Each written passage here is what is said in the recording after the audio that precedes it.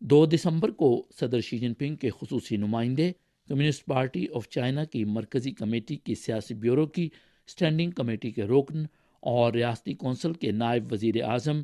ڈینگ شیشیانگ نے دبئی میں G77 اور چائنا کلائمیٹ چینج لیڈر سمٹ میں شرکت کی اور تقریر کی۔ ڈینگ شیشیانگ نے کہا کہ پیرس معاہدے کے پہلے عالمی جائزے کے تاریخی موقع پر گروپ آف 77 کے چیئرمین ملک کیوبا نے اس سربراہی اجلاس کی میزبانی کی وکالت کی، جو بہت اہمیت کا حامل ہے۔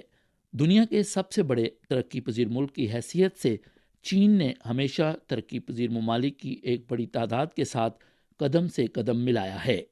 صدر شی جن پنگ نے اس بات پر زور دیا کہ G77 اور چین ترقی پذیر ممالک کے لیے اہم تعاون پلیٹ فارم ہیں۔